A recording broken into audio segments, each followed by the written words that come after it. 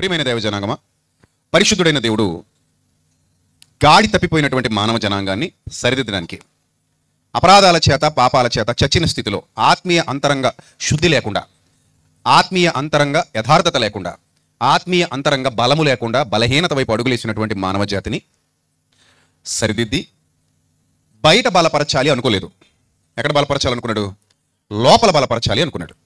సాధారణంగా ప్రపంచంలో చాలామంది చాలా విధాలుగా భక్తి చేస్తున్న వాళ్ళు ఉన్నారు, భక్తి చేస్తున్న వాళ్ళు ఉన్నారు.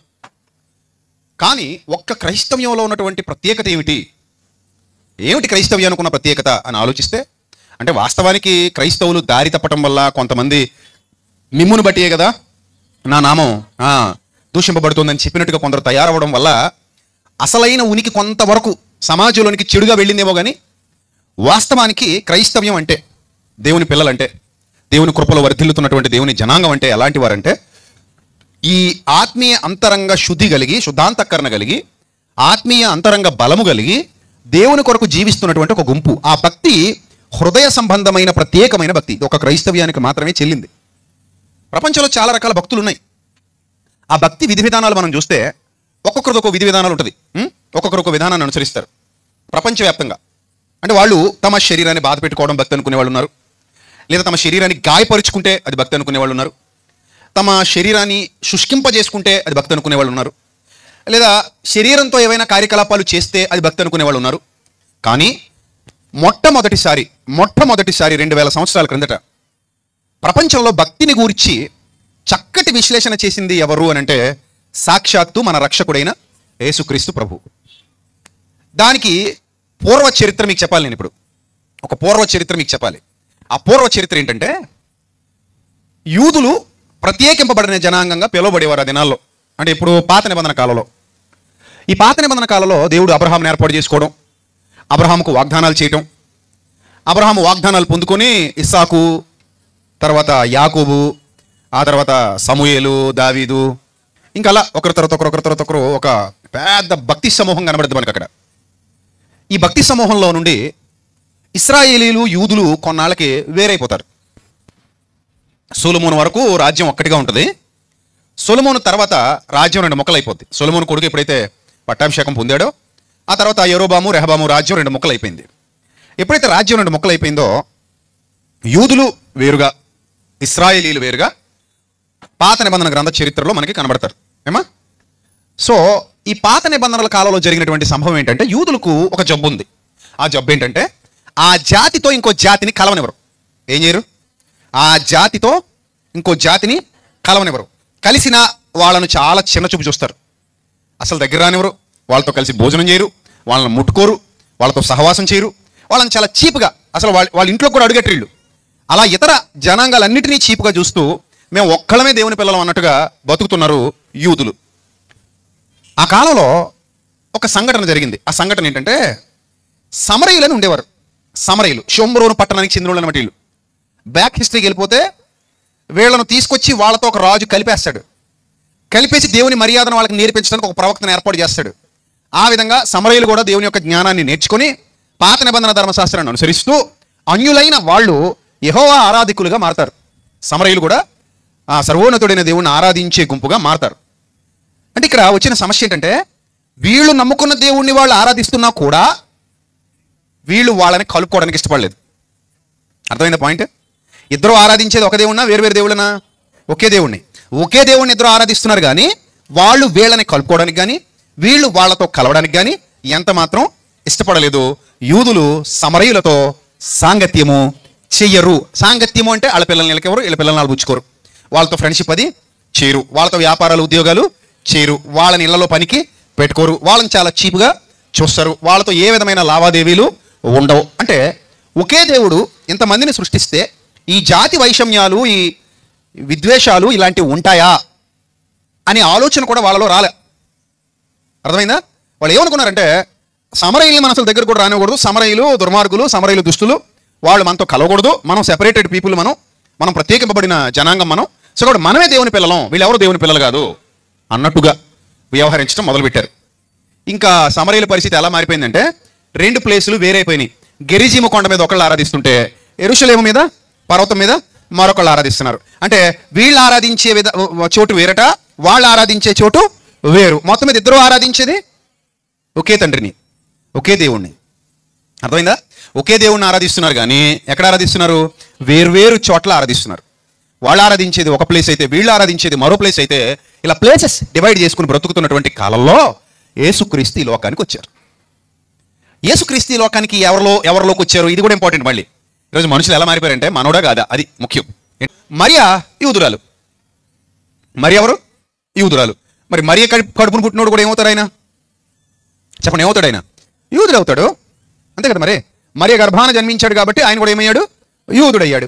సో ఇప్పుడు ఈ యూదుడు దేవుడు, దేవుని కుమారుడు. ఈ యూదుడు ఎవరు? దేవుని కుమారుడు. అప్పుడప్పుడు చాలా మంది అంటుంటారు, ఏమయ్యా మీరు యేసుప్రభుని నమ్ముకున్నారంట కదా, యేసుప్రభు అయినా మన దేశం దేవుడేటయ్యా అంటారు. ఎంత దౌర్భాగ్యపు మాట అంటే అది. మన దేశం దేవుడు, ఇంకో దేశం దేవుడు, అసలు ఆ పదం దేవుడికి వర్తిస్తుందా? ఇప్పుడు ఎవడైనా వచ్చి ఈ సూర్యుడు మన దేశం సూర్యుడా, అమెరికా సూర్యుడా అంటే ఏమని చెప్తావు నువ్వు? ఏమని చెప్తావు? ఈయన మన దేశం సూర్యుడు కాదు. ఏ సూర్యుడైనా? ఆఫ్రికా సూర్యుడు దారి తప్పిటి వచ్చాడు. మరి మన సూర్యుడేడి? మన సూర్యుడు మొత్తం మీద ఎవడో ఒక తందన్నట్టున్నాడు, అటు ఎక్కడికో పారిపోయినట్టున్నాడు. తర్వాత మళ్ళీ అటు తిరిగి గాలి వేసినప్పుడు ఇటు తిరిగి వస్తాడు అని ఏమైనా అంటామా? ఏమా?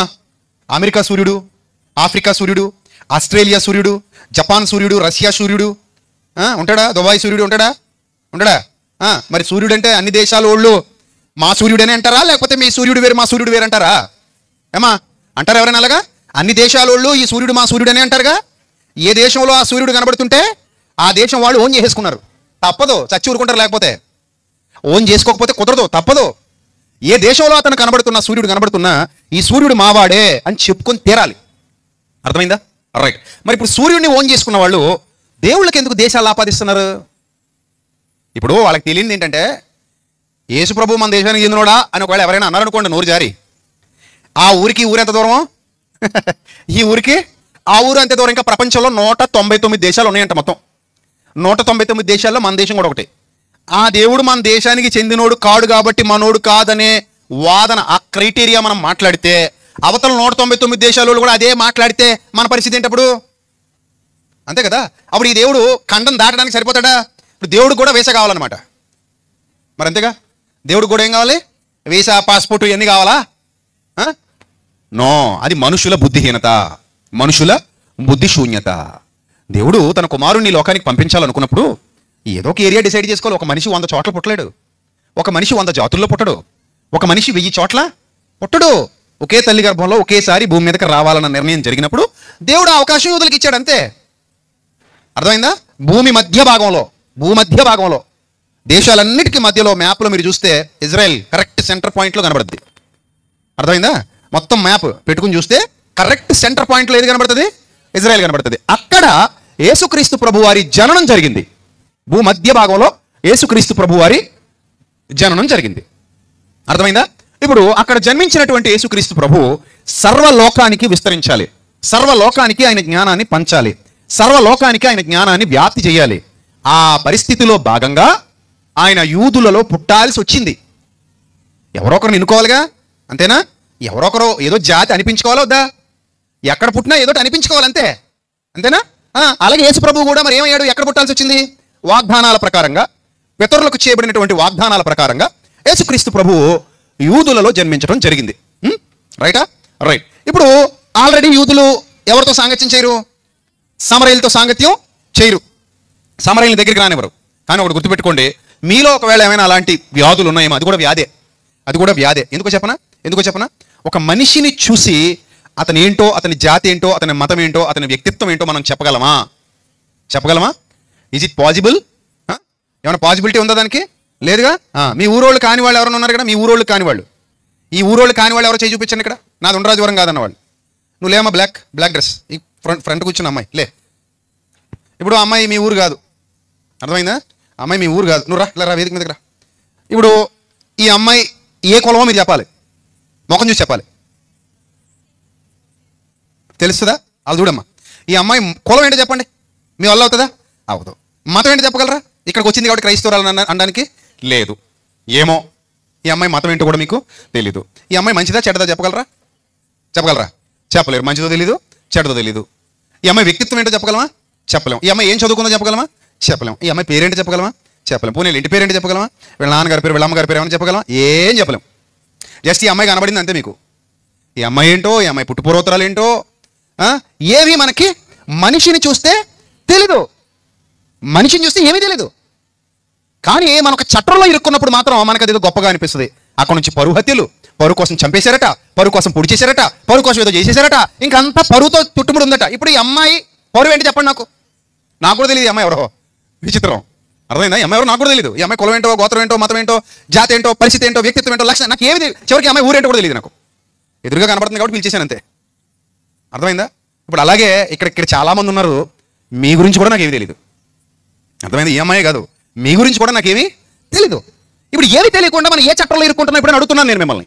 ఇప్పుడు ఈ అమ్మాయి విషయంలో మీరు ఏ చట్టంలో అయితే ఇరుక్కుంటారో, ఈ అమ్మాయి పరిధిలో ఉన్న వాళ్ళు ఇరుక్కుంటారు ఆ చట్టంలో. మనం ఇరుక్కోం. ఎవరు ఇరుక్కుంటారు? ఇప్పుడు ఈ అమ్మాయికి ఒక సర్కిల్ ఉంటుంది కదా, ఒక సర్కిల్. ఆ సర్కిల్ ఎవరైతే ఉన్నారో వాళ్ళందరూ కూడా పరిధిలో ఇరుక్కోరా. వెళ్తాలి కూర్చో, గాడ్ బ్లెస్ యూ. ఆ సర్కిల్లో ఉన్న వాళ్ళందరూ ఇరుక్కుంటారు. అలాగే మీ సర్కిల్లో ఉన్న వాళ్ళందరూ కూడా అందులో ఏమవుతారు? ఇరుక్కుంటారు. అంటే మీకు నూతులో కప్పలాగా ఒక పరిధి ఉంటుంది, ఒక పరిధి. ఈ పరిధిలో ఉన్నంత వరకే మీరు ఏముట్లు, మీదేం చుట్లు, మీదేం బొట్లు, ఇవన్నీ ఎక్కడా చెప్పండి? ఎక్కడ? పరిధిలోనే. మీరు ఏ కోయటో పోయారనుకో, అక్కడ ఏమన్నా అడుగుతాడమ్మా, వెళ్ళొచ్చావుగా, ఏం అడగరు. అక్కడికి వెళ్తే నువ్వు ఏముట్లు, ఏం చుట్లు, ఏం బొట్లు ఏం అడగరు. అవసరం లేదు. అక్కడ పనికి వచ్చావు, పని చేయి, చేసేసి వెళ్ళిపో, నీ డబ్బులు నువ్వు తీసుకో, అంతే, అయిపోయింది. ఇప్పుడు ఇక్కడ నుంచి నువ్వు హైదరాబాద్ పోయావనుకో, హైదరాబాద్లో నేను ఎవరైనా అడుగుతారా? ఏం అడగరు, అయిపోయింది. నువ్వు ఇక్కడికి వచ్చావు, హైదరాబాద్కి వచ్చావు, నీ పని నువ్వు చూసుకున్నావు, ఇంటికి వచ్చావు, అంతే. నువ్వు కాలేజీకి వెళ్ళావు అనుకో, కాలేజీలో అందరితో పాటు పుస్తకాలు పట్టుకుని చదువుతూ ఉంటావు. చదువుతున్నప్పుడు నీ కులం ఏంటో, నీ గోత్రం ఏంటో, నీ జాతి ఏంటో, నీ మతం ఏంటో, నీది ఏంటో ఏమి ఎవరికి అవసరం లేదు. వెళ్ళామా, చదువుకున్నావా, పాస్ అయ్యామా, పరీక్షలు రాసామా, వచ్చామా, అంతే. అంతేనా? మనిషి ముఖం మీద ఏమీ రాసి ఉండవు. ఎందుకు రాసి ఉండవంటే ఆ ముఖాన్ని దేవుడు చేశాడు కనుక. అర్థమైందా? ఆ ముఖాన్ని చేసింది ఎవరు? దేవుడు. అందరి ముఖాలు చేసింది ఎవరు? దేవుడు. అందరినీ సృష్టించింది ఎవరు? దేవుడు. అందరు మనుషుల్ని ఎందరిలో నుండి తీశాడు? ఇది ఇంకా విచిత్రం. అందరూ మనుషుల్ని ఎందరిలో నుండి తీశాడు? ఇద్దరిలో నుండి. అర్థమైందా? ఇద్దరిలో నుండి. ఆ ఇద్దరు ఎవరు? మళ్ళీ ఆ ఇద్దరిని ఎందులో నుంచి తీశాడు? ఒక్కళ్ళలో నుండి. ఆ ఒక్కడిని ఎక్కడి నుంచి తీశాడు? మట్టిలో నుండి. ఈ మట్టిలోకి ఆత్మను ఎక్కడి నుంచి పంపించాడు? ఆయన దగ్గర నుంచి. అర్థమైందా? వెనక్కి వెళ్ళిపోతే ఎక్కడికి వెళ్ళి ఆగుతున్నాం? దేవుని దగ్గరికి వెళ్ళి ఆగుతున్నాం. అప్పుడు ఇద్దరు కనబడుతున్నారు ఆయనలో నుంచి వచ్చిన వాళ్ళు. ఆ ఇద్దరు ఎవరంటే జీవముగల ప్రతివానికి తల్లి అంట. జీవముగల ప్రతివానికి తల్లి. జీవంగల ప్రతివానికి తల్లి అంటే మీకు, నాకు, మనందరికీ ఆది తల్లి అమ్మ, అవ్వమ్మ.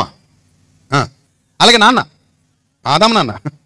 సో ఆదాము హవ్వలలో నుండి సర్వమానవాళిని దేవుడు సృష్టించాడు. ఇక్కడున్న మనం అందరం అక్కడి నుంచి వచ్చిన వాళ్ళమే. ఆ మధ్యలో విడిపోయాం. ఆ మధ్యలో టర్న్ తీసేసుకున్నాం. రకరకాల టర్న్స్ తీసేసుకున్నాం మధ్యలో విడిపోయి. కానీ వాస్తవానికి మనం అందరం అక్కడి నుంచే వచ్చాం. ఇది దేవునికి తెలుసు, మానవుడికి తెలీదు. ఇప్పుడు ఆయన ఎందుకు వచ్చాడంటే అందరినీ కలపడానికి, అందరినీ ఒక్కటిగా చేయడానికి, అందరినీ ఈ ఆలోచనలో నిలబెట్టడానికి. ఈ ఆలోచనలో నిలబెట్టాలి, ఈ ఆలోచన చేత స్థిరపరచాలి. మీరు అనొచ్చు, మరి అలాగైతే యోధా గోత్రపు సింహం అని, నజరేయుడకు యేసని, యూదుల రాజని, ఇవన్నీ ఎందుకండి అని మీరు అడగొచ్చు. అవన్నీ ప్రవచనానుసారంగా వ్రాయబడ్డాయి. ఆల్రెడీ పుట్టేశాడు కాబట్టి చెప్పాల్సి వస్తుంది తప్ప, ఒక ఉత్కృష్టమైన స్థితికి వెళ్ళిపోతే, ఉన్నతమైన స్థానానికి వెళ్ళిపోతే, కింద నుండి చూసే వ్యూకి పైనుండి చూసే వ్యూకి తేడా ఉండదా? వ్యూకి తేడా ఉంటుంది. ఇప్పుడు నా వ్యూ ఎలా ఉంది, అదే పైనుంచి డ్రోన్ కెమెరాతో కానీ లేకపోతే మేడ మీదకి ఎక్కి కానీ చూసాం అనుకోండి, వ్యూ ఎలా ఉంటుందా? మారిపోద్దిగా. అలాగే భూ సంబంధమైన సంగతులను గురించి ఆలోచించేవాడు భూ సంబంధంగానే ఆలోచిస్తాడు, పరసంబంధంగా ఆలోచించేవాడు పరసంబంధంగా ఆలోచిస్తాడు. అందుకంటాడు పవిత్రులకు అన్నియు పవిత్రములు, అపవిత్రులకు అన్నియు అపవిత్రములు అని డిక్లేర్ చేశాడు. మీరు గుర్తుపెట్టుకోవాలి. పవిత్రులకు అన్నియు ఏంటట? పవిత్రములు. అపవిత్రులకు ఏంటట? అపవిత్రములు. సో కాబట్టి మన వ్యూ కింద నుంచి చూస్తే ఒకలా ఉంటుంది, పైనుంచి చూస్తే మరోలా ఉంటుంది. ఇప్పుడు యేసుక్రీస్తుని అర్థం చేసుకోవాలంటే యోధా గోత్రపు సింహం అని, యూదుల్ రాజ్ అని ఈ రకంగా చెప్పకూడదు. దావీదు కుమారుడని అలా చెప్పకూడదు. ఆయన గురించి భక్తులు చెప్పడం మొదలుపెట్టినప్పుడు ఉత్కృష్టమైన స్థితికి వెళ్ళారు, పరిపూర్ణమైన స్థితికి వెళ్ళారు, పరిపూర్ణంగా ఆలోచించడం మొదలుపెట్టారు, సర్వ సత్యాన్ని బోధించడం మొదలుపెట్టారు అపోస్తలులు. ఇప్పుడు యేసుక్రీస్తు ఇజ్రాయేల్ దేవుడు అంటున్నటువంటి అజ్ఞానుల్ని చూసి సోషల్ మీడియాలో నేను నవ్వుకుంటుంటాను. నేను వాళ్ళకి తెలీదు. యేసుక్రీస్తు ఇజ్రాయేల్ దేవుడు అయితే ఇప్పుడు ఇంకొక ఆయన తీసుకొచ్చి భారతదేశం దేవుడు అనాలి. భారతదేశానికో సూర్యుడు, ఇజ్రాయెల్కో సూర్యుడు ఉంటాడని ఒప్పుకోవాలి. అప్పుడు అమెరికాకో సూర్యుడు, ఆఫ్రికా సూర్యుడు, లేకపోతే మనకో చంద్రుడు, వాళ్ళకో చంద్రుడు ఉంటాడని ఒప్పుకోవాలి. అలా ఒప్పుకుంటే అంతకంటే బుద్ధిహీనత ఇంకోటి ఉండదు. లేదా ఈ దేశం దేవుడు మాకొద్దు అని ఎవడైనా తెగించి అంటే అవతల నుంచి కూడా అదే డైలాగ్ వినబడుతుంది. 199 దేశాల నుంచి వినబడుతుంది ఆ డైలాగ్. ఎన్ని దేశాల నుంచి వినబడుతుంది? 199 దేశాల నుంచి ఆ డైలాగ్ ప్రతి దేశానికి వినబడుతుంది. ఇక ప్రతి దేశం ఎలా చెప్పుకుంటే దేశానికి ఎంతమంది ఉంటారు ఇప్పుడు? అబ్బో పోనీ దేశం అంటే మళ్ళీ ఏమైనా ఒకటిగా ఉంటుందా? రాష్ట్రాలుగా విడిపోద్ది, జిల్లాలుగా విడిపోద్ది, మండలాలుగా విడిపోద్ది, గ్రామాలుగా విడిపోద్ది, ఇంకా గ్రామాలు కూడా వీధులుగా విడిపోని, వార్డులుగా విడిపోని, పేటలుగా విడిపోని, మాటలతో విడిపోని, ఇంటి పేర్లతో సైతం విడిపోయి చచ్చి బతుకుతున్నాం మనం. కొట్టుకు చస్తూ బతుకుతున్నాం మనం. ఇంత అలా విడిపోయినాడు ఎంతమంది దేవుళ్ళని తయారు చేస్తాడు ఇప్పుడు చెప్పండి? ఎంతమంది దేవుళ్ళని తయారు చేస్తాడు? కొత్త దేవుడండి, కొంగొత్త దేవుడండి అనాలప్పుడు. రోజుకు కొత్త దేవుడిని తయారు చేయాలి, కొత్త పాట మొదలెట్టాలి. ఇది possible? Is it possible? No, not possible, not possible. So అది బాగా లోతుగా ఆలోచించినోడికి అర్థమవుతుంది. కాబట్టి ఇజ్రాయెల్ దేవుడు, అమెరికా దేవుడు, ఆఫ్రికా దేవుడు, ఇండియా దేవుడు ఇలాంటి పిచ్చ మాటలు మాట్లాడడు. దేవుడు ఒక్కడే. మనుష్యులు రకరకాలుగా విడిపోయారు, కానీ సర్వమానవాళికి దేవుడు ఒక్కడే. సర్వమానవాళికి సృష్టికర్త ఒక్కడే. మనుష్యులందరినీ చేసింది ఒక్కడే. అందుకే ముఖాలు చేశాడు తప్ప ముఖాల మీద గుర్తులు వేయలేదు. ఒక మాట గుర్తు చేసుకోండి. దేవుడు నరులను ఏం చేశాను? నిర్మించెను. దేవుడు నరులను నిర్మించెను. ఏ రీతిగా నిర్మించెను? తన పోలిక తన స్వరూపం. తన పోలిక తన స్వరూపం. ఇందుకు పోలిక అంటే ఏంటి చెప్పండి? త్వరగా చెప్పాలి. ఎలాగలా? ఒకేలా. మరి మీరు ఒకేలా ఉన్నారా? మరి చెప్పండి, పోలిక అంటే ఏంటి? మీరు ఎప్పుడైనా వాడారా పదాన్ని? ఇళ్లలో వాడారు లేదా? ఎలా వాడారు చెప్పండి? ఒకళ్ళు చెప్పండి. వాళ్ళ నాన్నలా పోలికలో ఉన్నాడు అన్నారంట. ఇంకేమన్నారు? వాళ్ళ అమ్మ పోలికలో ఉన్నాడు అన్నారంట. ఇంకేమన్నారు? తాతయ్య పోలిక అన్నారంట, అత్తయ్య పోలిక అన్నారట, మామయ్య పోలిక అన్నారట, ఇంకెవరి పోలిక అనకండి బాగోదు. సో మొత్తం మీద చుట్టూతా ఉన్న వాళ్ళందరూ పోలికలు చెప్పి ఆ పోలికలో ఉన్నాడు, ఈ పోలికలో ఉన్నాడు, అమ్మ పోలికలో ఉన్నాడు, నాన్న పోలికలో ఉన్నాడు, రకరకాల పోలికలు చెప్పారుగా. ఇవేనా మనకి పోలికలు అంటే?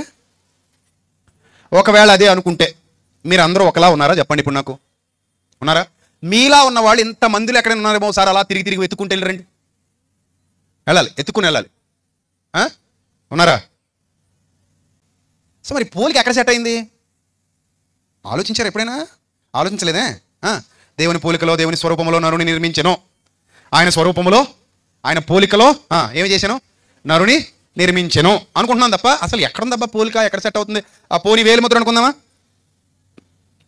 వేలిముద్ర ఏమా ఇప్పుడు ప్రామిసరీ నోటు మీద వేసిన, లేకపోతే ఆధార్ కార్డు రిజిస్ట్రేషన్ కోసం డిజిటల్ వేలిముద్ర, fingerprint, digital fingerprint వేసిన ఎవరి కాళ్ళకి యూనిక్గా ఉంటుందా? లేకపోతే నా వేలిముద్ర నీకు, నీ వేలిముద్ర ఇంకొకరికి సూట్ అయ్యే ఛాన్సెస్ ఉన్నాయా? విచిత్రం ఏంటి చెప్పనా? కోట్లాది మంది ఉన్నారు ఈరోజు భూమి మీద. ఎంతమంది ఉన్నారు తెలుసా? దాదాపు 850 కోట్లు నేడు మానవ జనాభా. ప్రపంచ జనాభా దగ్గర ఎన్ని కోట్లంట?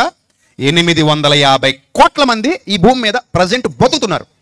ఒక్క భారతదేశంలో దాదాపుగా 110 కోట్ల పైచీలకు అంటున్నారు. మరి లేటెస్ట్ లెక్కలు చూడాలి, దాదాపు 100 నుంచి 110 కోట్లు మన భారతదేశంలోనే ఉన్నారు.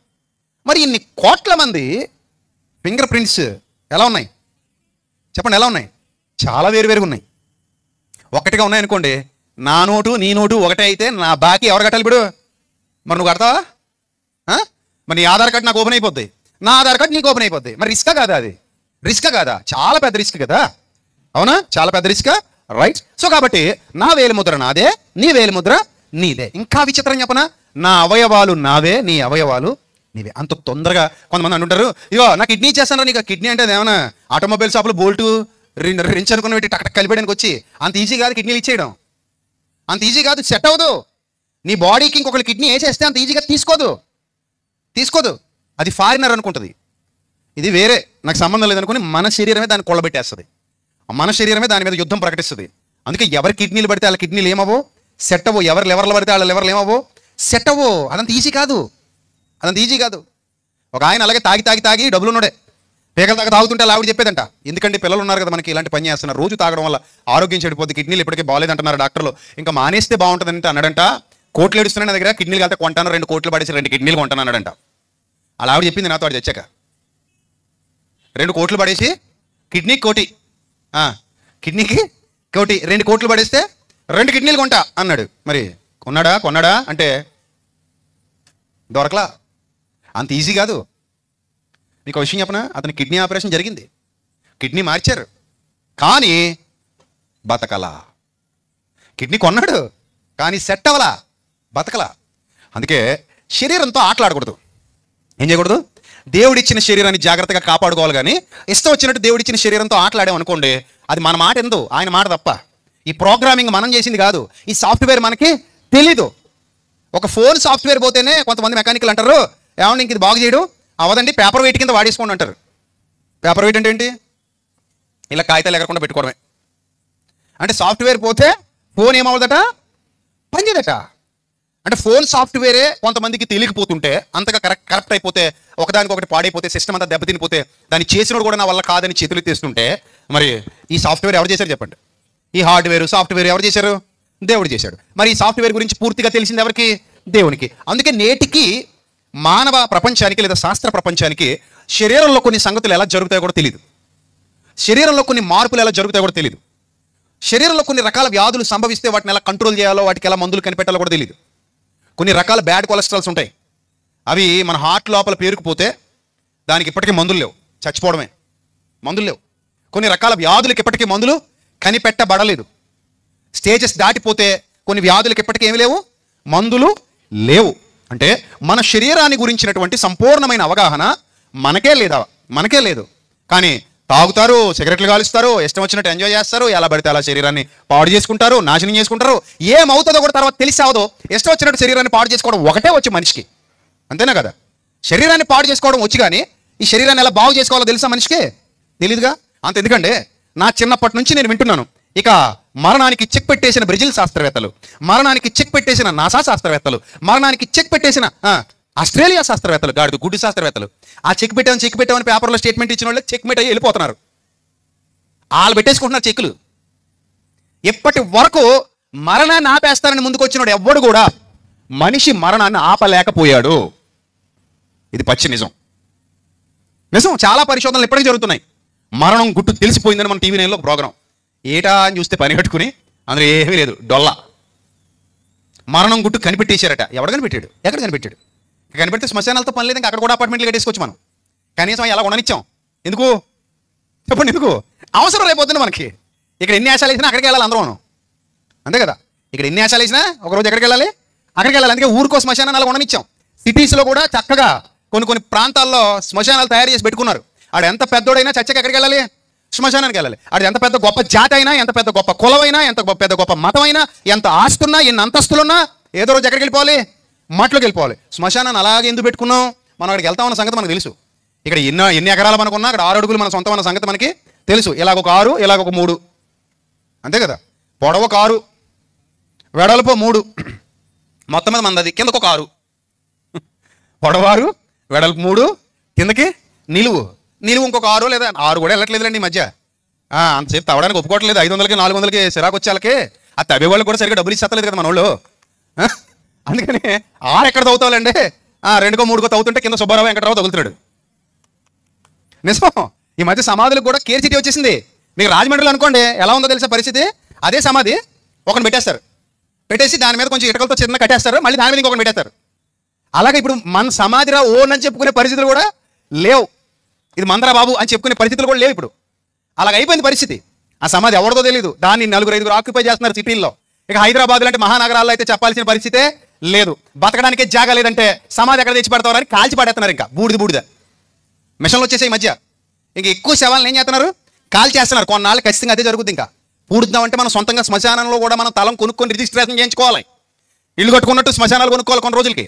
యూదుల్లో ఉంది ఆచారం. అరిమత యోసేపు సొంతంగా ఏం తెలుసుకున్నాడట? సమాధి తెలుసుకుంటే అది ఎవరు వాడుకున్నారట? యేసుప్రభు వారు వాడుకున్నారట. ఎవరు ఎప్పుడు ఉంచబడిన కొత్త సమాధిలో ఆయన పార్థివ దేహం ఉంచబడింది, ఆయన తొలిపించుకున్నాడు. సో ఇది మన ఇండియా కూడా ఏదో రోజు వస్తే రావచ్చు, చెప్పలేం. అంటే మన పల్లి ప్రాంతాలకు అంత తొందరగా రాదు. కానీ ఇక్కడ కూడా శ్మశానాల కోసం కొట్టుకు చేస్తున్న వాళ్ళు ఉన్నారు. మన పల్లి ప్రాంతాల్లో కూడా ఇదేమో పలానా జాతి వాళ్ళ శ్మశానం, ఇదేమో పలానా కులం వాళ్ళ శ్మశానం. ఏంటో నాకు అర్థం కాదు. నువ్వు చచ్చిన తర్వాత ఏ కులం అయితే ఏంటి, ఏ జాతి అయితే ఏంటి, లోపల పడేసిన తర్వాత ఎదకొంపు కొడుతుంది. మీ ఆవిడకి నువ్వు అక్కర్లేదని బయటపడేమంది, మీ ఆయనకి నువ్వు అక్కర్లేదని బయటపడేమన్నాడు, మీ పిల్లలకు నువ్వు అక్కర్లేదని బయటపడేమన్నారు. బయటపడేసిన తర్వాత తీసుకెళ్లి శ్మశానంలో పడేస్తున్నారు. ఆ కిందక పెట్టడానికి కూడా అక్కడ కూడా మనకేం కావాలి? మనోడే కాదా, మన జాతే కాదా, మన కులమా కాదా, మన మతమా కాదా, మనోడిని ఎక్కడ పాతాలి, ఇంకోనైతే అక్కడ పాతాలి, ఇంకోనైతే అక్కడ పాతాలి. మీ బతుకులు తగలెట్ట. ఎక్కడ పాతి ఏంది? చచ్చిన తర్వాత ఎక్కడ పాతి ఏంది ఆలోచించండి. ఎక్కడ పాతినా ఒకటే కదా, ఆ మట్టిలో కలిసిపోతాం. ఒక్క 10 సంవత్సరాలు పోతే నీ జాడ కూడా కనబడదు లోపల. ఒక్క 10 సంవత్సరాలు పోతే నీ అస్థి పంజరాలు కూడా ఎక్కడ ఉన్నావో దొరికి సావు, అలా అయిపోద్ది లోపల. అది పరిస్థితి. కానీ మనుషులు ఎన్ని అడ్డుగోడలు కట్టేసుకున్నారంటే, ఇప్పుడు చెప్పండి, మీ పోలిక మీ స్వరూపం దేవుడి దగ్గర ఎక్కడ దొరికింది? మీకు వేలి ముద్రలో దొరకలేదు, కంటి చూపులో దొరకలేదు, పోలికలో దొరకలేదు, ఇంకేంటి ఇంకేంటి ఇంకెక్కడ దొరకలా, ఎక్కడ దొరకలా కదా.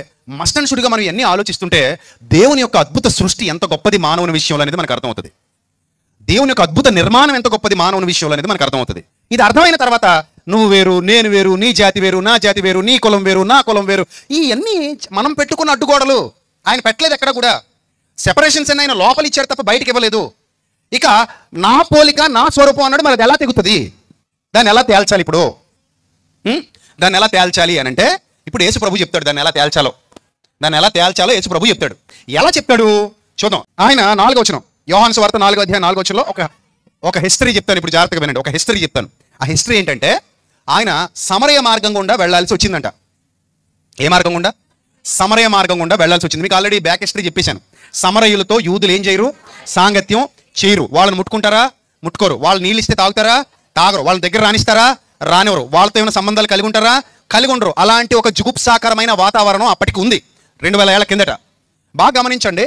మనం కూడా మన భారతదేశంలో ఇలాంటి వికృత చేష్టలు కళ్ళతో చూసాం, పుస్తకాల్లో చదివాం, నేటికి పేపర్లలో అలాంటి వార్తలు వస్తున్నాయి, వింటున్నాం. మొన్న ఈ మధ్య నార్త్ సైడ్ ఒక వ్యక్తి మీద యూరిన్ పోసాడు.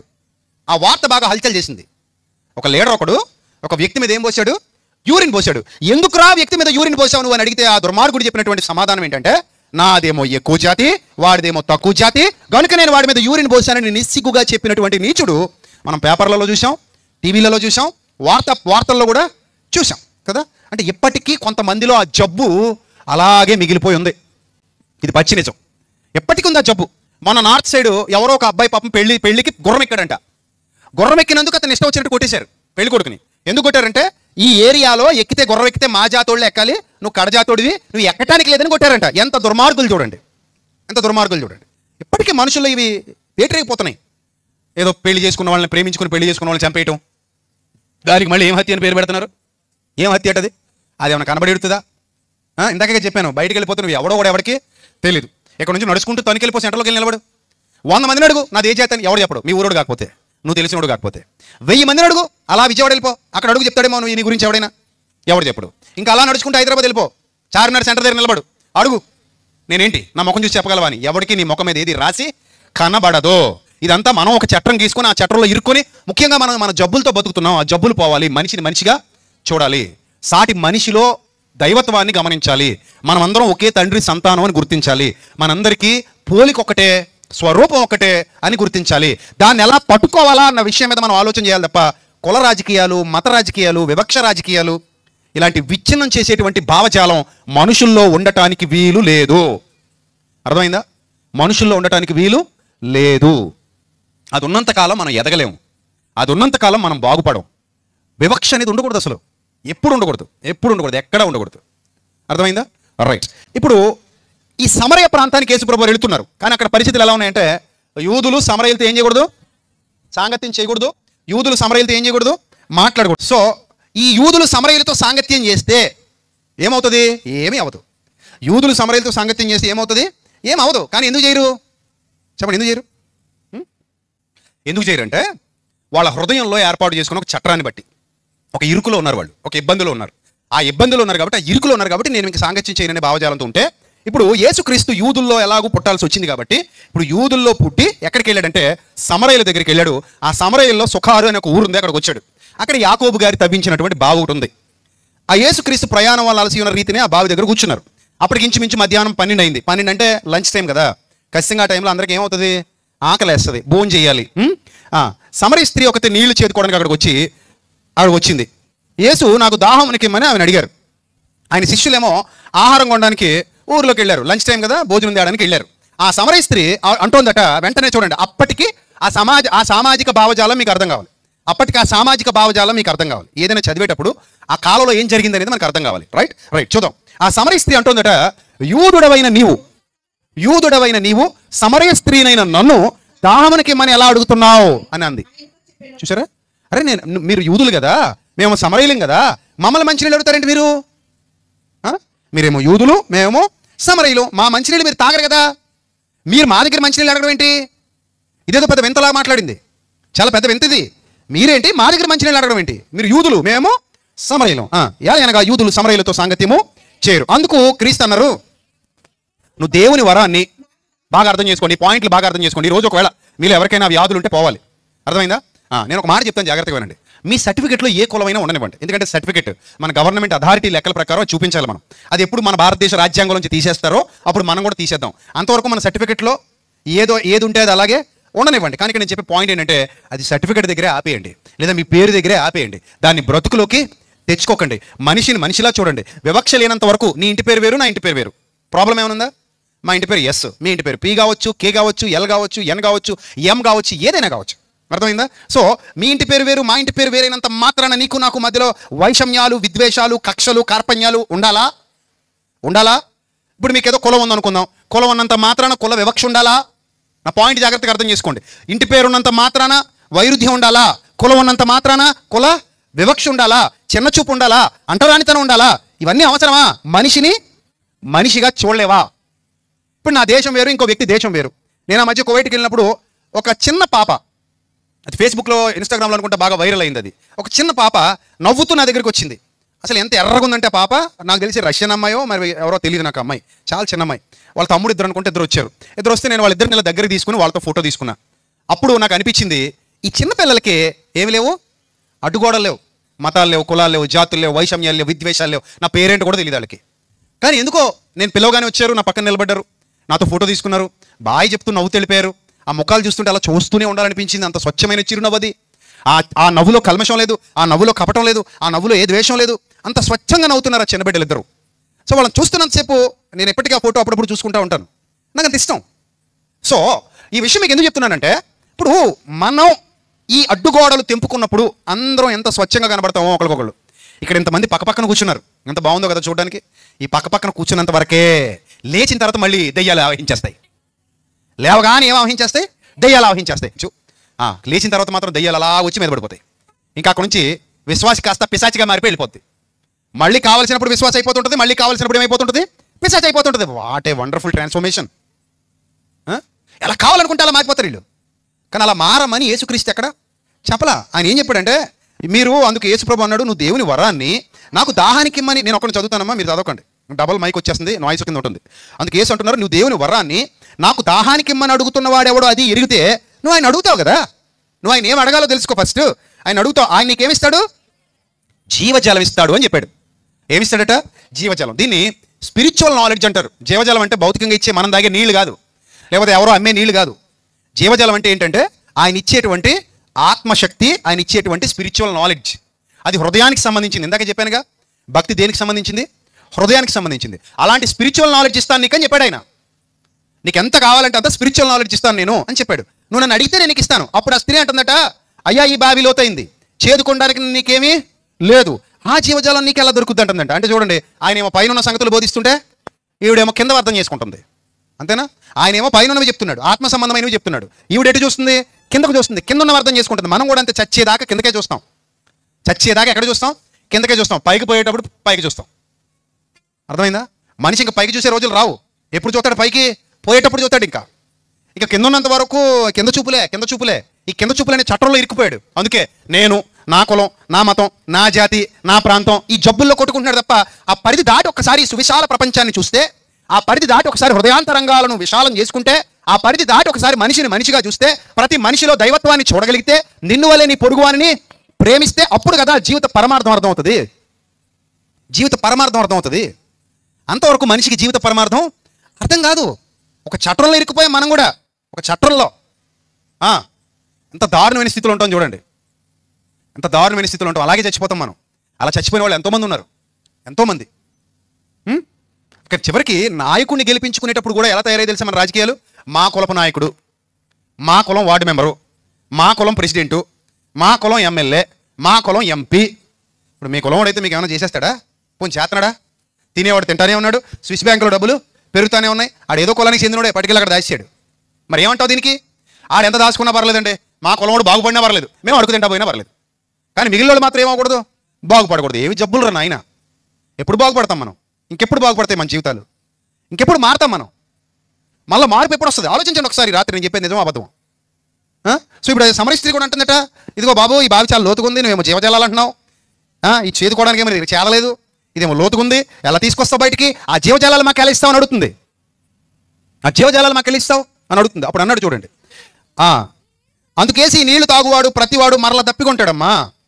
ఇప్పుడు ఈ బావిలో నీళ్లు తాగే ప్రతివాడు మళ్ళీ ఏమవుతాడు, దప్పికొంటాడు. నేను ఇచ్చే నీళ్లు తాగేవాడు ఇప్పుడు దప్పికొనడు. ఆయన చెబుతున్నటువంటి దాహం ఆత్మదాహం, ఈవిడు మాట్లాడుతున్నటువంటి దాహం శరీర దాహం. ఆమె శరీర దాహం గురించి మాట్లాడుతుంటే ఆయన దేని గురించి మాట్లాడుతున్నాడు, ఆత్మీయ దాహం గురించి మాట్లాడుతున్నాడు. దానికి ఇంక నువ్వు దప్పికేదమ్మా, నువ్వు నా సబ్జెక్ట్ నేర్చుకుంటే, నా భావజాలంలోకి నువ్వు అడుగేస్తే, నా భావజాలం నీకు అర్థమైతే ఇంకొకసారి నువ్వు చెడిపోవు గనుక, ఇంకొకసారి నువ్వు పడిపోవు గనుక, అలాంటి దౌర్భాగ్యకరమైన దుస్థితిలో ఇరుక్కుని చిక్కుకుపోవు అనేది ఆయన ఉద్దేశం. అర్థమైందా? రైట్, చదువు. నేను నీకు ఇచ్చే నీళ్లు నిత్య జీవమునకై వానిలో ఊరిడి నీటి బుగ్గగా ఉండునని ఆమెతో చెప్పాను. ఆ స్త్రీ ఆయనను చూసి అంటుందట, అయ్యా నేను దప్పికొనుకుంటున్నట్లును చేదుకొనుటకింత దూరం రాకుండానట్లును ఆ నీళ్లు నాకు ఇచ్చే బాబయ్యా అంటుంది. ఇంకా అటే తిరుగుతుంది. ఆయన పైన వాటి గురించి ఎంత చెప్పినా ఆమె ఎక్కడ తిరుగుతుంది, కలుగులో ఎలకలాగా అక్కడక్కడే తిరుగుతుంది.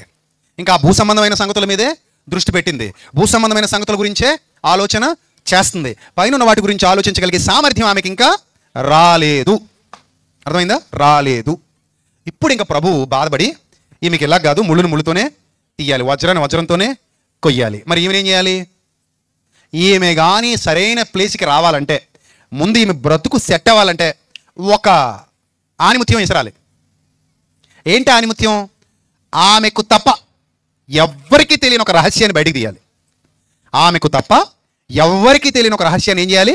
బయటికి తీయాలి. ఆయన సర్వాంతర్యామి, ఆయన హృదయ రహస్యములు ఎరిగినవాడు. తీశాడు బయటికి. ఎలా తీశాడు చూడండి. అప్పుడు ఆయన అన్నాడంట, యేసు నీవు వెళ్ళి నీ పెనిమిటిని పిలుచుకొని ఇక్కడికి రమ్మని ఆమెతో చెప్పాను. నీ పెనిమిటిని పిలుచుకొని ఇక్కడికి రా, పిలుచుకొని ఇక్కడికి రా. Invite him. ఎవరిని ఇన్వైట్ చేయాలి? Invite your husband. నీ భర్తను పిలుచుకొని రా, నీ పెనిమిటిని పిలుచుకొని రా, ఇక్కడ తీసుకొని రా అన్నారు ఆయన. అప్పుడు ఆమంది సిగ్గుపడుతూ ఏమంటుందంటే, ఆ స్త్రీ, అయ్యో నాకు ఇంకా పెళ్లి కాలేదండి. ఏం కాలేదండి? నాకు ఇంకా పెళ్ళే కాలేదండి, నాకు అసలు పెనిమిటి లేడు అని చెప్తోంది. నాకు పెనిమిటి లేడనగా ఏసి ఆమెతో, అమ్మా నాకు పెనిమిటి లేడని నువ్వు చెప్పిన మాట సరియే, కరెక్ట్గానే చెప్పావు. నాకు పెనిమిటి లేడని నువ్వు చెప్పిన మాట కరెక్టే. అవునమ్మా, నీకు ఒక పెనిమిటి లేడమ్మా. నీకు ఎంతమంది పెనిమిట్లు ఉన్నారు చూసారా? ఇది పెద్ద టాప్ సీక్రెట్. ఆమెకు తప్ప, విచిత్రం ఏంటంటే ఆమెకు తప్ప ఈ 5గురికి కూడా తెలియదు. కర్మ. పాయింట్ అర్థమైందా? ఈ విషయం ఈమెకు తప్ప ఆ 5గురికి కూడా తెలియదు. అంత పెద్ద టాప్ సీక్రెట్ మెయింటైన్ చేస్తుంది. మొన్న ఒక ఇష్యూ విన్నాను నేను, గతంలో కూడా చెప్పాను. ఒక అమ్మాయి హాయ్ బంగారం అని మెసేజ్ పెట్టిందంట. హాయ్ బుజ్జి తిన్నావా అందంట. ఈ హాయ్ బుజ్జి తిన్నావా, హాయ్ బుజ్జి బంగారం ఉన్నావా, సచ్చావా అన్న మెసేజ్ 4గురికి పంపేస్తుందంట ఒకటేసారి. ఈ తెంగరోడు అనుకుంటున్నాడు, నాకే ఫ్రెష్గా పెట్టింది నా బంగారం, హాయ్ బుజ్జి తిన్నావా, హాయ్ బుజ్జి సచ్చావా, ఉన్నావా అని నాకే పెట్టింది ఇది అనుకుంటున్నాడు. కానీ ఫార్వర్డ్ మెసేజ్లు కదా, ఏముంది గుడ్డు, ఇదే మెసేజ్ 4గురు పంపితే ఆ 4గురు ఆహాహా అనుకుంటారు వాళ్ళు. కానీ కింద మంటెట్టేసిందన్న సంగతి తెలియదు. 4గురికి ఒకటేసారి ఏమిట్టింది, మంట ఎట్టింది, ఒకటే మెసేజ్ ఎట్టింది. ఆ 4గురు 4 రకాల రిప్లైలు ఇస్తారు, 4 రకాల గిఫ్ట్లు ఇస్తారు. ఈ మధ్యకాలంలో కొంతమంది అలా తయారయ్యారు. ఈవిడ కూడా ఆ టైపే, ఒకళ్ళు తెలకుండా ఒకరికి మెసేజ్ పెట్టేసింది అనమాట. మొత్తం మీద ఎంతమందిని మెయింటైన్ చేస్తుంది? గట్టిపిండమే. ఎంతమందిని మెయింటైన్ చేస్తుంది? 5 మందిని మెయింటైన్ చేస్తుంది. ఈ 5 మందికి కూడా ఒకరికొకరికి తెలియకుండా రహస్యంగా జరుపుకుంటోంది. అప్పుడు ఆయన అన్నాడు, నీకు పెనిమిట్లు లేడమ్మా, ఇప్పుడు నీకు 5గురు పెనిమిట్లు ఉన్నారు, ఇప్పుడు ఉన్నవాడు నీ పెనిమిటి కాడు, సత్యమే చెప్పితివి అన్నాడు. చూసారా ఏం చెప్పావు? సత్యమే చెప్పావు అని ఎప్పుడైతే అన్నారో ఆమె గుండె పగిలిపోయింది. గుర్తుపెట్టుకోండి, హృదయ రహస్యాలు ఎరిగేవాడు దేవుడు మాత్రమే. ఆమెకు తప్ప రెండో కంటోడికి తెలీదు. ఆమెకు తప్ప ఆమె చేసే కార్యాలు రెండో కంటోడికి తెలీదు. కానీ ఆమె హృదయ రహస్యాలన్నీ ఎరిగినటువంటి ప్రభు ఆమెకు చెప్తున్నాడు, ఇప్పుడు ఉన్నవాడు కూడా నీ పెనిమిటి కాడు, వెళ్ళి పెనిమిటిని పట్టుకురా అన్నాడు. ఆమెకు అర్థమైపోయింది. అప్పుడు ఆ స్త్రీ, అయ్యా నీవు ప్రవక్తవని గ్రహించేశాను అంది. ఏం గ్రహించిందటమ్మా? ఏం గ్రహించింది? నువ్వు ప్రవక్తవని గ్రహించాను అంటే, ఎవరైనా సరే వాళ్లకు తప్ప ఎవరికీ తెలియని సీక్రెట్స్ చెప్తే అప్పుడు అర్థం అవుతుంది వాళ్ళకి, ఓ ఈయన ప్రవక్త, యేసుక్రీస్తు ప్రవక్త, దేవుని ప్రవక్త, పరలోకము నుండి దిగి వచ్చిన ప్రవక్త, అంత గొప్ప దేవుని కుమారుడు ఆయన అని నీవు ప్రవక్తవని నేను గ్రహించుచున్నాను అన్నది. ఎప్పుడైతే ఆ మాట అందో వెంటనే అంటుందంట, స్పిరిచువల్ నాలెడ్జ్ వచ్చేసింది అనుకుంటూ. అప్పుడు అంటుంది, మా పితరులు ఈ పర్వతం మందు ఆరాధించిరి, ఆరాధింపవలసిన స్థలం యెరూషలేములో ఉన్నదని మీరు చెప్తారు అని ఆయనతో అనగా, అప్పుడు ఆయన అన్నారు, అమ్మా ఒక కాలము వచ్చిచున్నది. ఇక్కడ నుంచి మీరు జాగ్రత్తగా అబ్జర్వ్ చేయండి. నేను ముగింపులోకి వెళ్తున్నాను, జాగ్రత్తగా అబ్జర్వ్ చేయండి. చాలా వండర్ఫుల్ విషయం చెప్పి నేను ముగిస్తాను. అమ్మా ఒక కాలం వస్తుంది, ఆ కాలం వచ్చినప్పుడు ఈ పర్వతం మీద ఆరాధన ఉండదు, యెరూషలేములో ఆరాధన ఉండదు. అంటే ఇప్పుడు అప్పటి వరకు భక్తి ఎలా జరుగుతుందంటే, ఆ పర్వతం మీదకి వెళ్తే అక్కడ దేవుడు ఉంటాడు, అక్కడికి వెళ్ళి నేను దేవుడిని ఆరాధన చేసి అక్కడే దేవుడిని వదిలేసి ఇంటికి వచ్చేస్తాను. ఈ కొండ మీదకి వెళ్తే అక్కడ దేవుడు ఉంటాడు, ఆ కొండ మీద నేను దేవుడిని ఆరాధన చేసి అక్కడే దేవుడిని వదిలేసి నేను నా దారి నేను ఇంటికి వెళ్ళిపోయి నా బతుకు నేను బతుకుతాను. దేవుడేమో అక్కడ ఉంటాడు, నేనేమో ఇక్కడ ఉంటాను. దేవుడేమో అక్కడ ఉంటాడు, నేనేమో ఇక్కడ ఉంటాను. ఈ భావజాలంలో అందరూ బతుకుతున్నారు ఆ కాలానికి. యేసు ప్రభు భూమి మీదకి వచ్చే సమయానికి ఇదే జరుగుతోంది. అర్థమైందా? 2000 ఏళ్ల క్రిందటే దీనికి ఆయన చెక్ పెట్టాడు. మనకి ఇప్పటికీ అర్థం కాకపోతే మనం ఇంకా 2000 ఏళ్ళకి వెనక్కున్నామని అర్థం. అర్థమైందా? 2000 ఏళ్ళ వెనకబడిపోయామని అర్థం. ఇప్పటికీ జ్ఞానం అర్థం కాకపోతే మనం ఎన్ని సంవత్సరాలు వెనకబడిపోయినట్టు చెప్పండి? ఎన్ని సంవత్సరాలు వెనకబడిపోయినట్టు? ఈ విషయంలో 2000 సంవత్సరాలు వెనకబడిపోయినట్టు అర్థం. సో మనం వెనకబడాలా, ముందుకు రావాలా కదా? రైట్, ఇప్పుడు చదువుదాం. ఏముంది అక్కడ? మీరు మీకు తెలియని ఆరాధన చేస్తున్నారు, మేము మాకు తెలిసిన దానిని ఆరాధిస్తున్నాం. రక్షణ యూదుల్లో నుండే కలుగుతుంది. అయితే యథార్థముగా ఆరాధించువారు ఆత్మతో సత్యముతో, బాగా అర్థం చేసుకోండి, ఆత్మతో సత్యముతో తండ్రిని ఆరాధించు కాలము వచ్చుచున్నది, అది ఇప్పుడును వచ్చేయున్నది. తనను ఆరాధించువారు అట్టివారే కావాలని తండ్రి కోరుచున్నాడు. అంటే వెతుకుచున్నాడు అని పుట్టినట్లు చూడండి, వెతుకుచున్నాడు. దేవుడు ఆత్మ కనుక ఆయన ఆరాధించువారు ఆత్మతో సత్యంతో ఆరాధించాలి. అంటే ఆ శరీరానుసారమైన ఆరాధన దేవుడు కోరుకోలేదు, కానీ హృదయంతో ఆత్మతో సత్యంతో, అంటే సంపూర్ణ ఆత్మ నిశ్చయత, సంపూర్ణ ఆత్మ జ్ఞానం, సంపూర్ణ ఆత్మీయ వివేకం, నేను ఆత్మను అని గ్రహించగలిగే సత్యం, దేవుని పోలిక దేవుని స్వరూపం ఆత్మకే గాని నా శరీరానికి కాదు అని తెలుసుకోగలిగే గ్రహింపు. ఇప్పుడు అర్థమైందా మీకు? పోలిక స్వరూపం దేనికి? ఆత్మకు. ఎందుకు ఆత్మకు అంటున్నాను తెలుసా? ఫైనల్గా ఒక మాట చెప్పి నేను ముగిస్తాను. ఆత్మకని ఎందుకు అంటున్నాను తెలుసా? ఇప్పుడు మనం ఉన్నాం, నీకు నాకు ఒక పేరు పెట్టారు మన అమ్మా నాన్నలు. నా పేరు విజయ్, నీ పేరు సంథింగ్ ఏదో పేరు ఉంటుంది, నీకు పేరు పెట్టారు. ఇప్పుడు నన్ను విజయ్ అని పిలిచే వాళ్ళందరూ కూడా ఈ బాడీ చూసే విజయ్ అని పిలుస్తారు. అర్థమైందా? ఒకరోజు నేను పోయాను అనుకోండి, నన్ను పెట్టిలో పెట్టాక కూడా దీన్ని విజయ్ అంటారా? అనరు. నేను పెట్టిలో పెట్టిన తర్వాత అదే బాడీ చూసి ఏమంటారు తెలుసా? ఏమంటారు? శవం అంటారు. మరి విజయుడి? విజయ్ వెళ్ళిపోయాడు అదే అంటారు. అక్కడికి వచ్చి వాట్సాప్లో ఏంటి, ఫోన్లో ఏంటి, మాట్లాడుకున్నప్పుడు ఏంటి, ఎప్పుడు అదే చెప్పుకుంటారు. అరే విజయ్ వెళ్ళిపోయాడటండి, విజయ్కి మనకి లేడటండి, విజయ్కి మనతో లేడండి, విజయ్ ఏమైపోయాడు? వెళ్ళిపోయాడు. మరి ఇక్కడ ఉన్నాడు ఎవడీడు? ఆడి శవమట. మరి ఇన్నాళ్ళు ఆడికే కదా విజయ్ అని దండేశావు, ఆడికే కదా విజయ్ అని చెప్పి సన్మానం చేశావు, ఆడికే కదా విజయ్ అని చెప్పి పోస్టర్ వేసావు, ఆడనే కదా విజయ్ అని పిలిచావు, ఆడితోనే కదా విజయ్ అంటూ మాట్లాడావు. మరి ఇప్పుడు విజయ్ అంటే ఏమంటున్నావు? ఏమైపోయాడు విజయ్? ఇప్పుడు వెళ్ళిపోయాడు, ఇక్కడ లేడు విజయ్, వెళ్ళిపోయాడు. I'm right? ఎస్. రేపు నీ పరిస్థితి కూడా అదే. నా పేరు పెట్టుకున్నాను ఎందుకు ఏడుస్తావని, ఇంటికి వెళ్ళి పడుకోమని నిద్రట్టదని, ఏంటండి బాబు నా పేరు పెట్టారు, నన్ను ఎంత మాట నీశారు అని అనుకుంటామని నీ పేరు పెట్టలా. కానీ రేపు పొద్దున్న జరిగేది అదే. నువ్వు ఒప్పుకున్నా ఒప్పుకోకపోయింది పచ్చినిజం. ఏదో ఒక రోజు నీ పరిస్థితి కూడా అంతే. ఇలాగే ఏదో రోజు పెట్టులో పడుకోబెడతారు. పెట్టులో పడుకోబెట్టి అంటారు, సుబ్బారావు మనకి ఇంకా లేడండి, మరియమ్మ ఇంకా మనకి లేదండి. అంటే ఇక్కడ ఎవరో మరియమ్మ ఉంటే తగిలించేసుకోకండి, నేను యూనివర్సల్గా చెప్తున్నాను. అర్థమైందా? ఇంకా సుబ్బారావు లేడండి, అప్పారావు లేడండి, ఇంకెవరో సచివత లేదండి, సరోజ లేదండి, సునీత లేదండి అంటారా? అంటారు. ఒకనొక దినాన్ని అలాగే అంటారు. అలాగా. అప్పుడైనా మీరు అర్థం చేసుకోవాలి, స్వరూపం పోలిక లోపల ఉన్న దానికి కానీ బయట ఉన్న దానికి కాదు. అందుకే ఆయన నేల మంటితో శరీరాన్ని నిర్మించేసి, అక్కడికి అయిపోయింది అది. నేల మంటితో శరీరాన్ని నిర్మించి వాని నాసికారంధ్రములలోనికి జీవవాయువును ఓదగా నరుడు జీవాత్మ ఆయను. అంటే ఓదబడిన దానికే దేవుని పోలిక దేవుని స్వరూపం తప్ప చేసిన దానికి కాదు. పాయింట్ అర్థమైంది? ఇప్పుడు అర్థమైందా? కళ్ళకి కాదు పోలిక. ఎందుకంటే దేవుడికి ఏమి లేదు, శరీరం లేదు కాబట్టి దేవుడు ఆత్మయ్య ఉన్నాడు గనుక. ఉందా లేదు అక్కడ? 24 వచనం, యోహాను సువార్త 4:24 వచనం. దేవుడు శరీరమై ఉన్నాడు గనుక ఉంది అక్కడ. దేవుడు శరీరమై ఉన్నాడు గనుక ఉంది అక్కడ. మరేమై ఉన్నాడట? అది దేవుడు శరీరం కాదు. దేవుడికి మనలాగా చేతులు కాళ్ళు ఉండవు, దేవుడికి మనలా కళ్ళు ముక్కు నోరు ఉండవు, కానీ అవన్నీ ఆయన వాడగలడు. ఆ సామర్థ్యం ఆయనకు ఉంటుంది. ఎందుకు? ఆత్మ చూడగలదు, ఆత్మ వినగలదు, ఆత్మ ప్రయాణం చేయగలదు. ఆత్మ కూడా ఏముంది? అన్ని శక్తులు ఉన్నాయి. ఇంకా గట్టిగా మాట్లాడితే శరీరం కంటే కూడా గొప్ప శక్తి దేనికుంది? ఆత్మకుంది. కాబట్టి ఇప్పుడు పోలికా స్వరూపం అనగానే మనం దేనికి ఆపాదించకూడదు? శరీరానికి ఆపాదించకూడదు. పోలికా శరీరం అనగానే దేనికని మనకు అర్థమవుతుంది? ఆత్మకి. ఎందుకంటే దేవుడు ఆత్మ గనుక వాని నాసికారంధ్రములలోనికి జీవవాయువును ఊదగా నరుడేమాయను? జీవాత్మాయను. అంటే ఇప్పుడు విజయ్ లోపల ఉన్నాడు, వాడు ఏదో రోజు బయటకు వస్తాడు, మన్నైనది వెనుకటి వలే మనైపోతుంది. ఆత్మ దాన్ని దయచేసిన దేవుని యొద్దకు తిరిగి వెళ్ళిపోతుంది. మీరందరూ అంతే, మనమందరం అంతే. వెళ్ళిపోయిన వాళ్ళందరూ అలాగే వెళ్ళిపోయారు. ఇప్పుడు ఏదో రోజు మనం కూడా అలాగే వెళ్తాం. ఇప్పుడు వెళ్ళిపోయే మనం, మన పోలిక స్వరూపం ఆత్మది, దేవుని పోలిక దేవుని స్వరూపం ఆత్మకు సంబంధించినదని మనకు అర్థమైతే మన ఆరాధన కూడా ఎలా జరగాలట? ఆత్మతో. అంటే ఆరాధన బయట జరగాల, లోపల జరగాల? చెప్పండి. ఆరాధన బయట జరగాల, లోపల జరగాల? లోపల జరగాలి. కానీ మీరు నిజం చెప్పేయండి, ఎక్కువ శాతం ఎక్కడ జరుగుతుంది? సిగ్గుండదు అసలు మనకి. నిజం, సిగ్గుపడం అసలు. ఎందుకు సిగ్గుపడం? నిజాలు నిర్భయంగా చెప్పేస్తాం. అవునా కదా? ఏమని చెప్పేస్తాం నిజాలు నిర్భయంగా? ఆరాధన ఎక్కడ జరుగుతుంది? బయట, లోపల? చెప్పండి, బయట, లోపల? యేసుప్రభు ఏమన్నాడు తెలుసా? వారు పెదవులతో నన్ను గణపరచుదురు కానీ వారి హృదయం నాకు ఎక్కడుందమ్మా? అవి ఎక్కడో ఊరవతల ఉంది హృదయం, అక్కడ నేను లేను.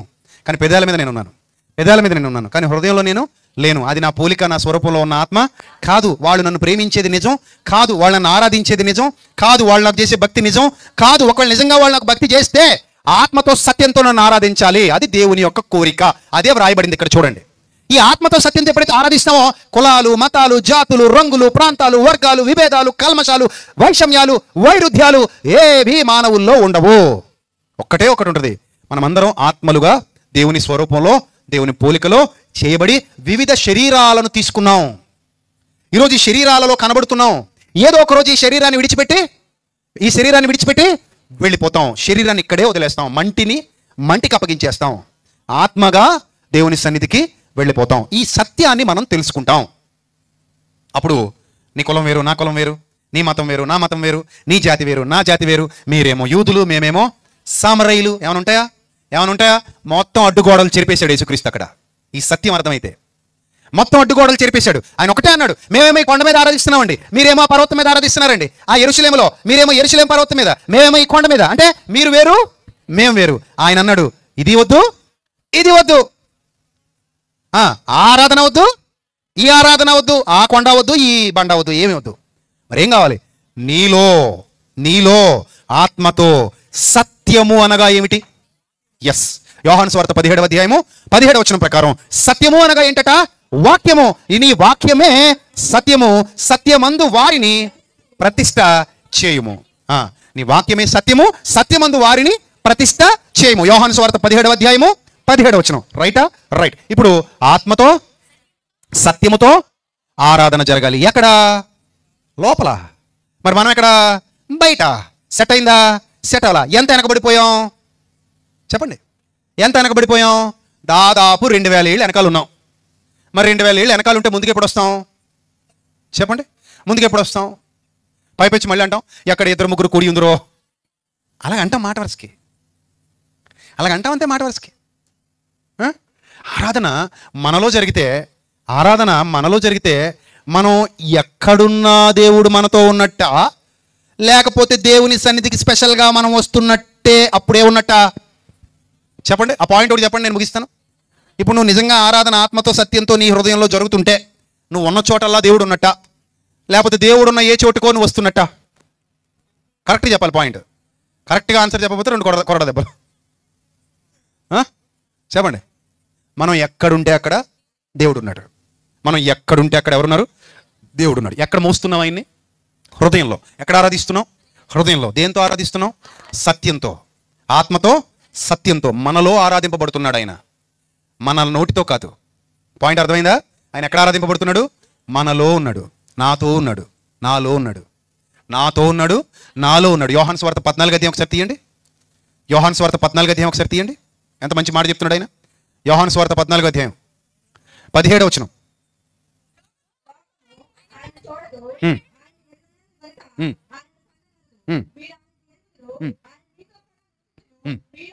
ఎస్, చాలు. ఆయన మీతో కూడా నివసించును. ఎక్కడుండును? కొంచెం గట్టి చెప్పండి అందరూ, ఇంకొంచెం గట్టి చెప్పండి. ఉన్నాడా? మరి చూసారు, సైలెంట్ అయిపోతారు. ఏంది నాకు అర్థమవుతుంది.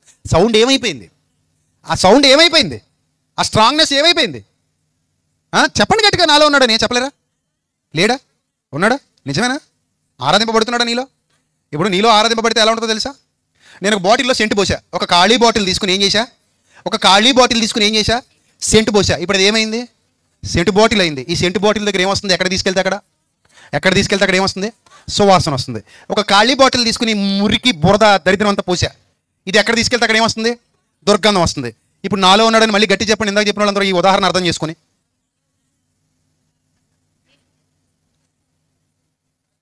సౌండ్ చచ్చిపోద్ది.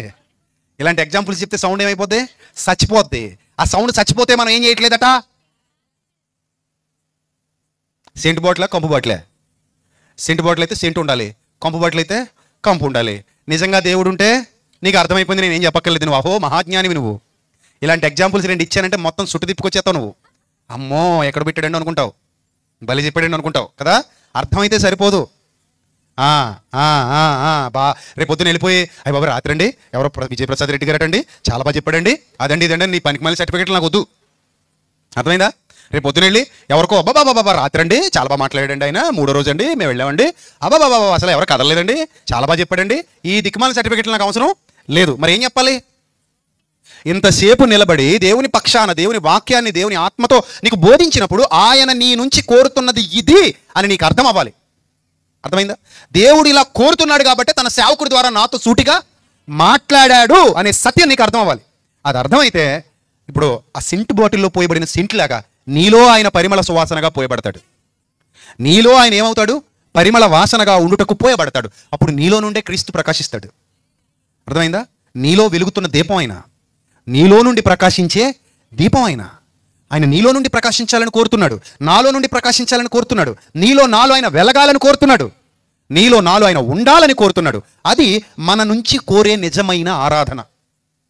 అది లేకుండా కేవలం చూడండి, అప్పుడప్పుడు సామెత చెప్తాడు పెదాల మీద పప్పులు ఉండేస్తాడని బాబు అంటారు. ఎటట మూకుట్లో ఉండడట, పొయ్యి మీద ఉండడట, ఎక్కడ ఉండుతాడట?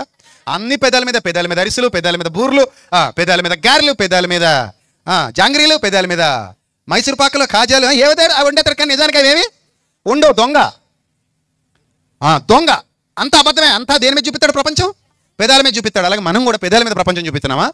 అప్పుడు యేసుప్రభు అన్న మాట నిజమైపోద్ది. వారి పెదవులతో నన్ను కనపరచుదురు కానీ వారి హృదయం నాకు ఎలా ఉంది? దూరంగా ఉందని యేసుప్రభు చెప్పిన మాట ఏమైపోద్ది? నిజమైపోద్ది కదా. మరి ఒకవేళ నిజమైపోతే ఆ ఆరాధన నిజమైన ఆరాధనేనా? నీకు దేవుని పోలిక దేవుని స్వరూపం వచ్చేసిందా? ఉందా? సంపాదించుకున్నావా? ఇంకా లేదా? మరేంటి పరిస్థితి? ఏం చేద్దాం చెప్పండి? ఏం చేద్దాం? What is the solution? ఇకనైనా ఎన్ని సభలకు వెళ్ళినా ఇంకెకనైనా నేటి ఇంకా సిగ్గు శరం లేకున్నాను. ఇంకెన్ని సభలకు వెళ్ళినా ఇంక ఇదే గొడవ, ఒక ప్రసంగం చేయడం, ఇకనైనా నీ తప్పు కదూ. ఇంకెకనైనా ఇప్పుడైనా ఈలోగా పెట్టి సిద్ధం చేస్తారు, దరిద్రం వదిలిపోద్ది. మరి అదో పెద్ద సమస్య. పెట్టి ఎప్పుడు చేస్తారో తెలియదు మనకి.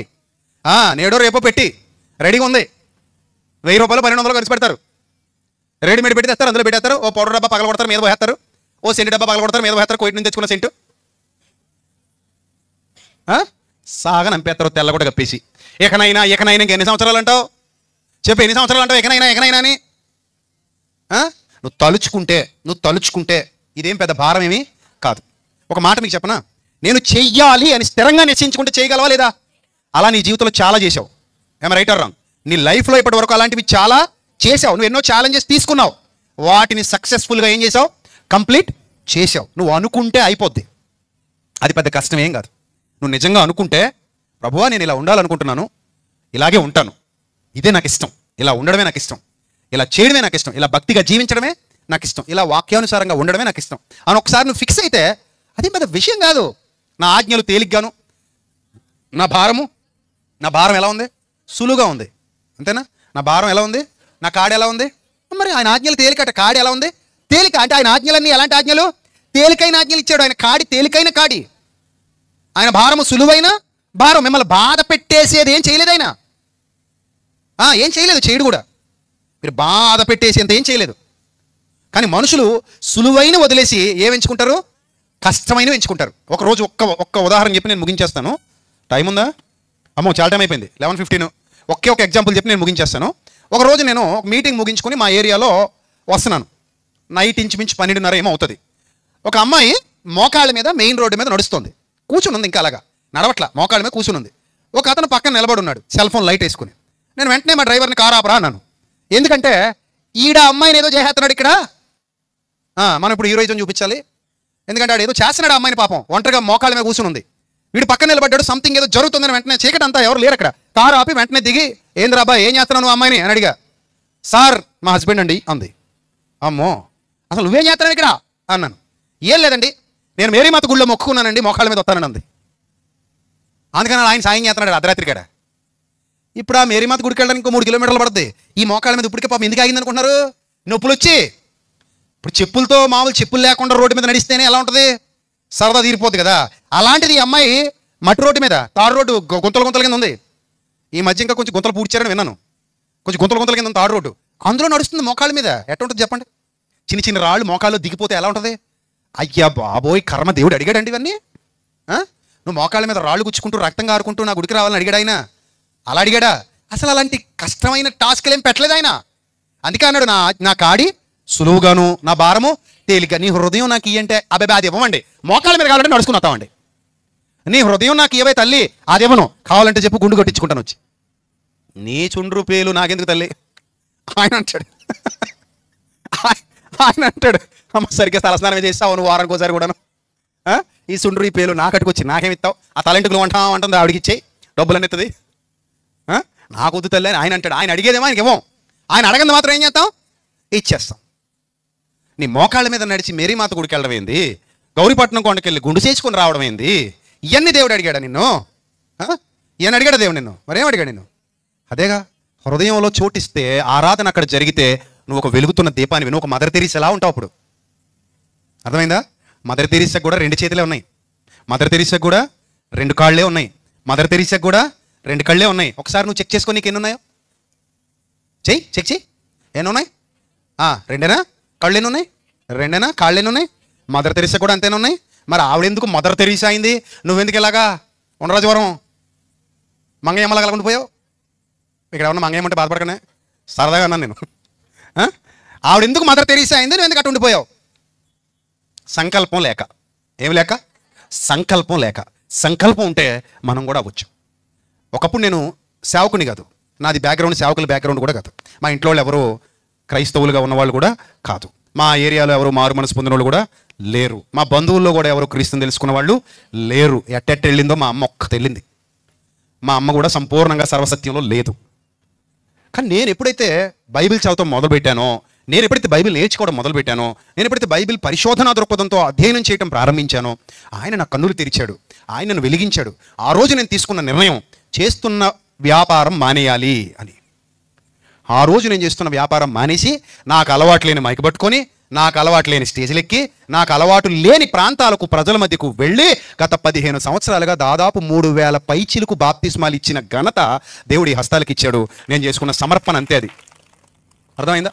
నేను చేసుకున్న సమర్పణ అంతే. ఈ సమర్పణ అనేది ఎట్టా వస్తుంది అంటే, మనం నిర్ణయం తీసుకుంటే వస్తుంది, నిర్ణయం తీసుకోకపోతే రాదు. మనం అలాగే ఉండిపోతాం. నువ్వు ఎప్పుడు నిర్ణయం తీసుకుంటావో అప్పుడు దేవుని జ్ఞానంలో ఎదుగుతావు, దేవుని కోసం బ్రతుకుతావు, దేవుని చిత్తాన్ని నెరవేరుస్తావు. నీ కిడ్నీలు అక్కర్లేదు ఆయనకి, నీ లివర్ అక్కర్లేదు, నీ గుండెకాయ కూడా అక్కర్లేదు, కోసిచ్చి అక్కర్లేదు. మరి ఏమిస్తే చాలు? జస్ట్ మనసు ఇస్తే చాలు. ఆ మనసులో ఆయన మాటలు నింపుకుంటే చాలు. ఒక పవిత్రీకరణతో ఒక ప్రశాంతమైన జీవితాన్ని, అందరికీ ఉపయోగకరంగా నిన్ను వలె నీ పొరుగువాడిని ప్రేమిస్తూ జీవిస్తే చాలు, భక్తిగా బ్రతికితే చాలు. ఇదే కదా ఆయన కోరుకుంటున్నాడు, ఇదే కదా ఆయన కోరుకుంటున్నాడు. ఎంత ప్రేమ గలవాడైనా, ఎంత కరుణ గలవాడైనా. కాబట్టి ఆనాడు సమరయ స్త్రీ ఏ స్థితిలో ఆయన దగ్గరకు వచ్చి మారు మనసు పొంది బాగుపడిందో, ఈరోజు మీరు కూడా అదే స్థితిలో ఆయన దగ్గరకు వచ్చి మారు మనసు పొంది ఏమవ్వాలి? బాగుపడాలి, మీ జీవితాలు బాగుండాలి, మీరు దేవుల్లో ఎదగాలి, వర్ధిల్లాలి, మీ కుటుంబాలు అనేక మందికి మాదిరికరంగా నిలిచి ఉండునుగాక. సో ఆ స్థితికి మీరు అందరూ ఎదగాలని ఒక దైవ సేవకుడిగా మనస్ఫూర్తిగా కోరుకుంటున్నాను.